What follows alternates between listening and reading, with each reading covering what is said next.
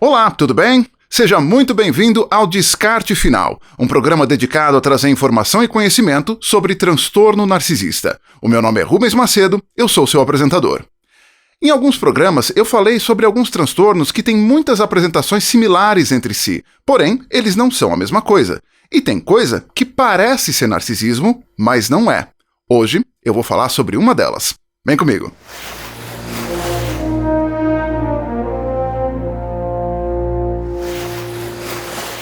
Recentemente, um amigo de fora visitou a cidade. Gosta muito de São Paulo, gosta especialmente do nosso bairro japonês, a Liberdade. Gosta da cultura, gosta do visual, então o ponto de encontro acaba sendo sempre por lá. Então, como de costume, quando ele vem aqui, a gente costuma se encontrar por lá e vai botar o papo em dia. Como se a gente não conversasse todo dia pelo WhatsApp. Mas é claro que pessoalmente é muito mais interessante. Então, papo vai, papo vem. Foi a primeira vez que nós nos encontramos desde que eu comecei o projeto aqui, então, inevitavelmente, em algum momento, o assunto foi o canal. E aí, ele estava me perguntando algumas coisas e eu estava explicando sobre espelhamento, sobre a forma como o narcisista procura emular, imitar, entre aspas, a vítima do momento ou qualquer pessoa com a qual ele esteja interagindo no momento. Então, eu falei que ele pode apresentar um determinado comportamento, ele vai emular gostos, preferências para uma pessoa e pode apresentar uma faceta diferente para outra. E aí ele me perguntou, mas espera um pouquinho, isso não é múltipla personalidade? Eu fiquei muito empolgado com a pergunta. Porque faz todo sentido. Realmente, quando você olha num primeiro momento, pode parecer, porque realmente são facetas diferentes. Porém, não é. Em primeiro lugar, um esclarecimento. Múltipla personalidade é como era ou ainda é um pouquinho popularmente conhecido o transtorno dissociativo de identidade, ou TDI. Como agora também está ficando popular, porque o assunto está em alta um pouquinho, tem muito canal falando sobre o assunto. Infelizmente, ao que parece, tem gente emulando o transtorno para conseguir atenção, engajamento e likes, enfim, esse tipo de coisa. Então, com o termo diagnóstico correto, também está ficando muito popular. Transtorno dissociativo de identidade, ou TDI, como muita gente está chamando. O que é? O transtorno dissociativo, ele na sua gênese, na sua origem, ele é muito parecido com o narcisismo. Ele é provocado, ele é produzido por um trauma emocional muito intenso, ocorrido quando a personalidade do indivíduo está se formando. Primeira infância, o mais cedo possível. Então, para se proteger do trauma, o cérebro pode produzir uma segunda ou múltiplas identidades dissociadas. Essas identidades todas, elas têm os seus próprios gostos, as próprias memórias, elas não compartilham memórias entre si. Esse pode ser um dos sintomas, não é o único, pode ser um dos sintomas de transtorno dissociativo.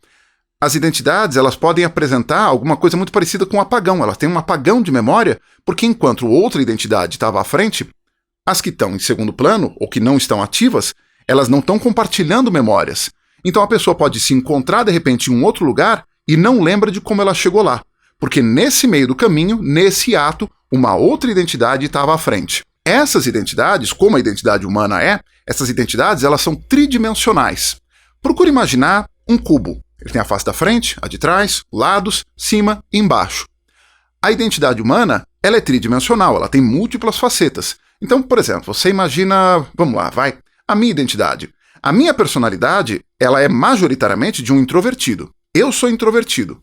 Mas quem me conhece e me vê, por exemplo, quando eu vou pro meu baile de salsa, que eu vou todo sábado dançar, me vê ali botando fogo na pista, fala assim, mas esse camarada não é introvertido nem por decreto, é impossível. Porém, isso são 4 horinhas no sábado, uma vez por semana. O resto da semana inteira, eu fico quietinho aqui no meu canto, na minha caverna, eu preciso recarregar a bateria emocional.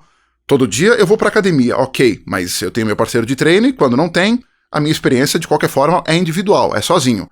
São 2 horinhas de treino ali, volto pra casa. Então, eu essencialmente, ou majoritariamente, eu sou introvertido. Então eu tenho essa face que pode botar fogo na pista quando tá muito empolgado com a dança, quando tá tocando uma música que eu gosto. Tenho essa outra que gosta mais de ficar no cantinho, não gosta muito de falar com gente. Tenho uma outra que eventualmente é engajada na causa animal. Eu tenho a minha outra que é nerd, que gosta de Guerra nas Estrelas e ficção científica. Então eu tenho todas essas facetas. São traços, são características de uma identidade tridimensional, com seus gostos, memórias, preferências e tudo mais. Então, recapitulando, o transtorno dissociativo de identidade, ou TDI, é caracterizado por 2 ou múltiplas identidades dissociadas. É aqui que entra a grande diferenciação. A personalidade do narcisista é fraturada. Isso quer dizer que é uma identidade só, tridimensional, com um único conjunto de memórias. Então, com o narcisista, em tese, num primeiro momento, não aconteceriam os apagões de memória que costumam se apresentar com o TDI. O narcisista, ele, de forma episódica, ele pode ter um episódio dissociativo se ele estiver muito descompensado, mas isso ainda assim não caracteriza uma outra personalidade. Esse apagão de maneira episódica, que é um fenômeno que pode ser mais raro, ele se assemelharia a um motor de automóvel que se desliga automaticamente porque superaqueceu. Ele desliga para proteger o motor. Um computador que desliga para proteger o sistema diante de uma pane.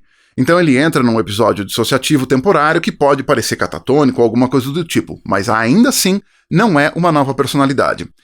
Essa personalidade fraturada do narcisista, você procura imaginar uma árvore crescendo no meio do campo. E aí, ela muito jovem, ela é atingida por um raio. Isso produz uma fratura, produz uma lesão, e a árvore continua crescendo em volta dessa fratura, em volta dessa lesão. Essa fratura, essa lesão que aconteceu, ela vai estar visível lá. Ela não deixa de existir. Ela não desaparece. E a árvore cresce apesar dela. Mas ela sempre vai continuar lá. A identidade fraturada do narcisista acontece do mesmo jeito. É justamente por isso que a personalidade do narcisista tem uma coisa que, numa tradução livre, eu vou chamar de desenvolvimento interrompido. É Arrested Development. Eu não consigo traduzir isso ao pé da letra, mas, de novo, numa tradução livre, é um desenvolvimento emocional interrompido. Então, ele evolui intelectualmente, ele pode ter muito sucesso financeiro, numa boa, sem problema nenhum. Com frequência, com o narcisista acontece, porque o narcisista é muito motivado, então ele tem sucesso financeiro, ele se desenvolve intelectualmente, mas emocionalmente, ele parou onde a ferida emocional aconteceu. Pode ser com 4 anos, 6 anos. Então ele tem a maturidade de uma criança. Emocionalmente, é uma criança num corpo de adulto. Então ele tem muito sucesso material, mas no campo dos relacionamentos pessoais, pode ser um absoluto desastre.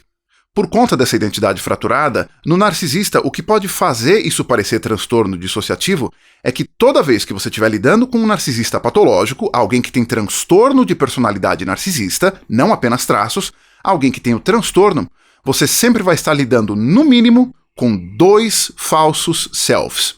Os selves não são personalidades, eles são frações, eles são pedaços de uma coxa de retalho disfuncional do que foi ou poderia ter sido a personalidade original. Quando você fala de 2 falsos selves, isso pressupõe dizer que existe, então, pelo menos um verdadeiro self. Esse verdadeiro self não é acessível para ninguém que lida com um narcisista. Existe um equívoco comum de acreditar que o self vulnerável é o verdadeiro self.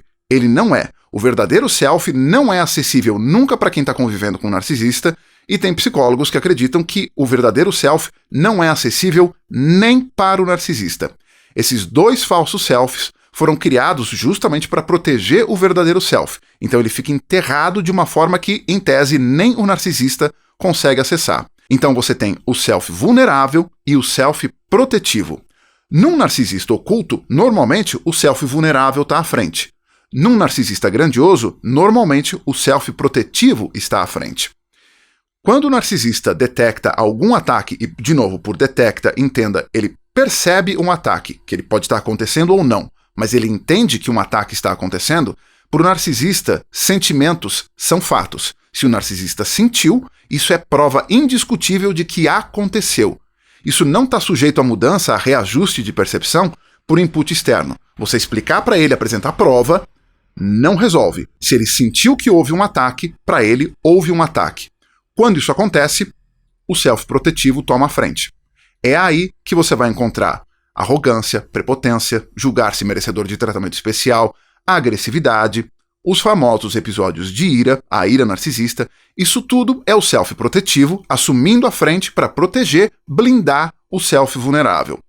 Eu falei sobre a questão do espelhamento, que justamente foi o que gerou a pergunta do meu amigo lá atrás, sobre se transtorno narcisista não é transtorno dissociativo. Por conta justamente do espelhamento, como o narcisista está tentando emular, está tentando devolver uma versão espelhada, uma projeção daquilo que a vítima supostamente gostaria de ver, que em tese é a si próprio, porque aí isso gera identificação, isso gera conexão, então o narcisista pode apresentar personalidades muito diferentes para pessoas diferentes. É porque as pessoas são diferentes. Então, se suponha que um narcisista, no campo do trabalho, ele com o chefe dele, com o gestor, com gestora, com essa pessoa funciona uma personalidade que é sedutora e delicada. E em casa, com o parceiro ou parceira romântica, funciona uma personalidade que é mais impositiva, que é mais autoritária. Ele sai do trabalho e chega em casa, muda. Em tese, são dois campos, são duas áreas da vida do narcisista em que uma pessoa dificilmente o verá nos dois lugares. Porém, se isso acontecer, justamente uma pessoa vai olhar e falar: mas espera um pouquinho, não é a mesma pessoa. É claro que todos nós usamos máscaras sociais, é normal, a gente precisa para sobreviver no mundo. No ambiente de trabalho, por exemplo, se a gente tem alguma noção de que ideias, gostos, preferências, inclinações políticas não vão cair bem no ambiente de trabalho, a gente dá uma reprimida, segura um pouquinho ou por completo para manter o emprego. É um hábito salutar, eu não recrimino quem faz. Eu faço. Mas, como tudo, com o narcisista, sempre é muito mais intenso. Nunca é normal, nunca é como é com todo mundo. Com o narcisista é sempre em extremos. Bom, como diria a Little Shaman, eu espero que isso tenha esclarecido algumas coisas para você. Então, o indivíduo que é narcisista patológico não tem múltipla personalidade. O transtorno de personalidade narcisista é uma coisa, o transtorno dissociativo de identidade é outra. O programa de hoje fica por aqui. Se você curte o trabalho que eu faço e acredita que ele pode ajudar mais pessoas, curta, comente, compartilhe. O meu nome é Rubens Macedo, eu não sou psicólogo ou terapeuta de qualquer espécie. O consumo desse material não substitui ajuda profissional. Se você acredita que está com problemas, procure um psicólogo qualificado. O mais provável é que tenha solução. Até a próxima.